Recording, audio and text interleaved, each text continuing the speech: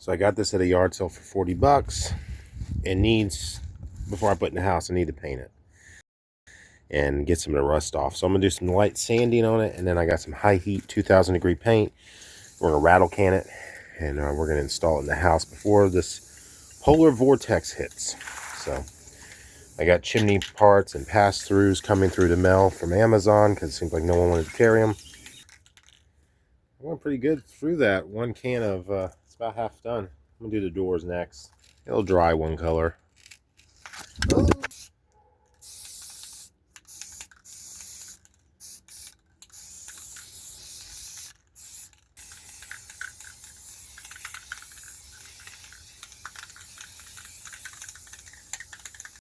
Alright, so I got it in my front yard shed, and I'm just kind of melting getting it warmed up and letting it kind of cure that paint / burn off any fumes and get it as hot as I can. Alright guys, so we're going to be taking this window out and basically putting a new buck stove right here. Arctic Blast is coming, and I'm just going to take the frame off of that and then take out the paint.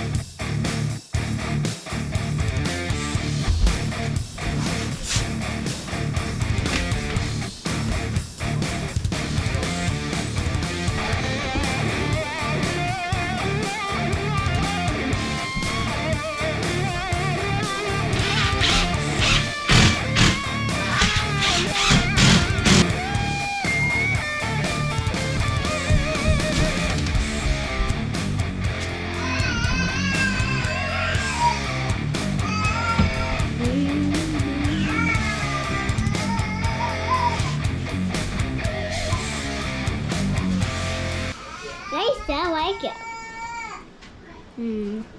Uh-oh.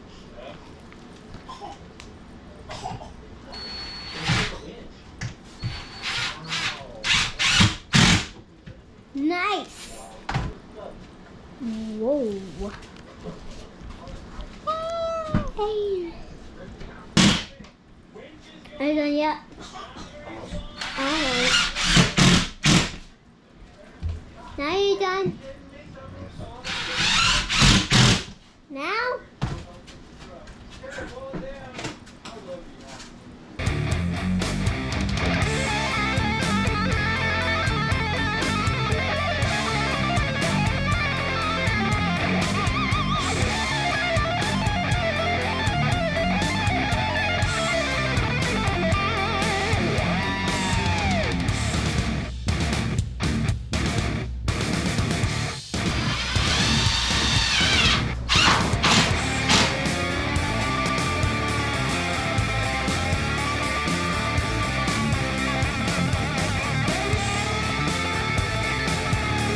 Alright, forgive the baby crying.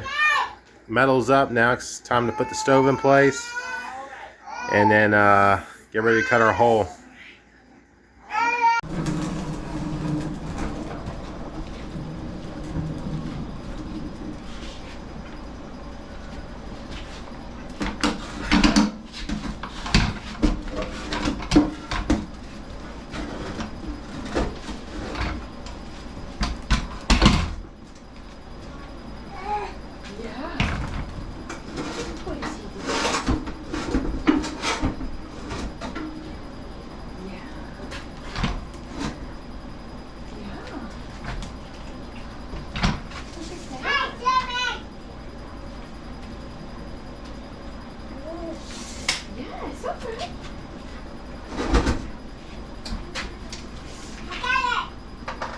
Alright guys, we're about to make a cut. So the part came in. This is the pass-through wall thimble. for non-insulated pipe. And basically, you cut a hole on the outside, which I haven't put a metal up. This pokes through, and it's adjustable from 4.5 to 7.5 inches for different size walls.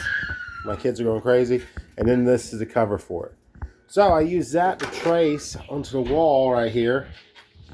And I'm going to make that cut. I'll make it a little bit shaggy.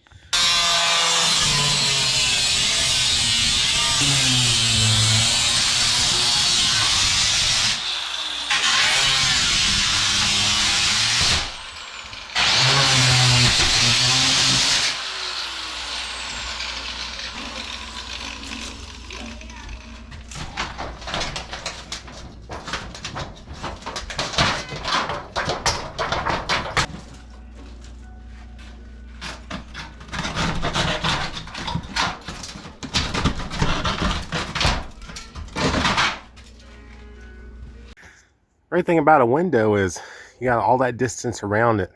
So anyway, what's next? Next is to take this piece of metal, screw it to the wall basically, and trace that center hole, and then cut it out. See if I can cut out a circle with my nips.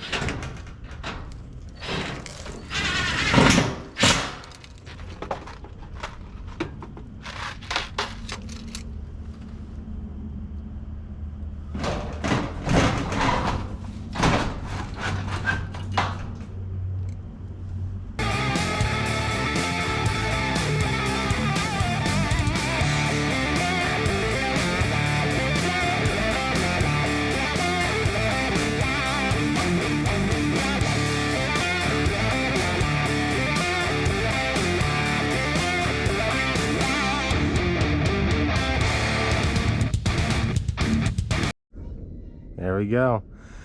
So I do have about 7 to 8 inches away from the fascia board. And that's why I left my ladder up there. I'm gonna check and make sure the fascia board doesn't get hot. I just use plumbing strapping. I know it's probably a hack job, but it is above the roof line and it draws good. So this is a trailer. The roof line from the edge of the roof to the center is about 3.5 foot, and I got about 4.5 foot. So I got about extra foot over the gable, and then I got a top hat coming, and so that'll finish that off. And it's drawn. All right, guys, the correct part did come in, but it's snow on the roof right now, so I'm not gonna climb up there. But I made a visual for y'all to see how it looks. So here's an extra piece of pipe. This is what I'm gonna do on the roof, and then I'm gonna put a little screw there. And it's done. But yeah, that's Amazon, like 30 bucks. It's a lot for stainless steel. Let's look at the Winter Wonderland. There you go. The problem is we get snow, but then it turns to ice and then power goes out. So I'm glad I installed this stove. It's working good. Why I have kids unless I get him with snowballs?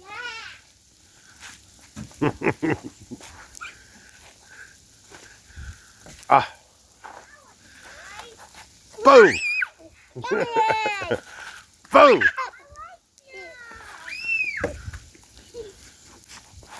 Okay. So this is my little happiness right here. Got me a little seat, this dirty ass little table. And I sit by the fire and watch while the kids watch their crazy show. So far the temp in the living room, and well, this is in the like dining room. Living room's over there.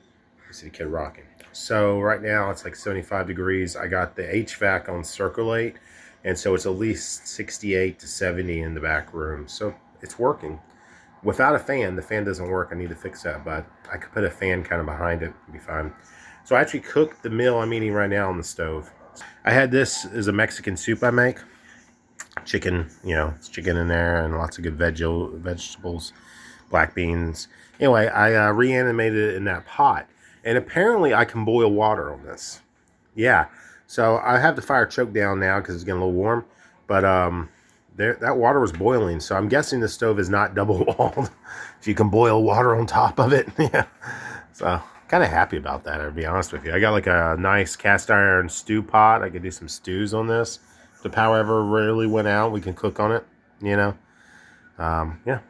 So, I mean, the stove cost me $40 at a yard sale. Can of paint was, for the high heat, was like 20, almost $20. Yeah, to be honest with you, it was like 16 with tax, $18 just to say $20. So I got $60 in there. All the stovepipe was about 150, maybe about 100 for the stovepipe and the angle pieces, because each piece was like $14 and I got 5 and then plus 2 90s. And I do got a cap coming with a spark arrestor. That was about 30 on Amazon. And then the actual flange, which Bush Radicals, I love his videos. He doesn't use a flange. He just takes a big piece of metal, which ideally that's kind of what I bought. It's a big piece of metal. Now it is double walled and it, safe to touch, but a big piece of metal would have probably been fine. This is not a how-to video, guys. This is more or less like how I did it, because I don't want to get, people, oh, I burnt down my house. Yeah, okay. Follow your codes. I followed mine. The back of the stove had the distance it needs to be away from combustibles and non-combustibles. And so that's important to follow. And also, you got to remember your stovepipe's hot. If you're using single wall like I did, very hot pipe. If I use double wall, it wouldn't be so bad. Double wall is almost $60 for 2 feet. So I would, I decided not to spend that kind of money on stovepipe. All right, $13, $14 a pipe for a regular single wall. That's fine with me. But yeah, most of the things I got from Rural King. The pipe I got from Rural King. The angles I got from Rural King. The 90s. And then the actual flange I got from Amazon. And some Tech screws and old sheet metal. The old sheet metal, this was from my uncle's barn that I took down when I was like 17. I'm now 36, so about 20 years ago. And he sold a land to the water authority to make a lake, and he had a big pole barn there. And he's like, yeah, if half of it, I have to take it down. So I did. And so that's kind of special to me. He's dead. Yeah. Uncle Joe died in 2011. So, yeah. Part of it, a little bit of history.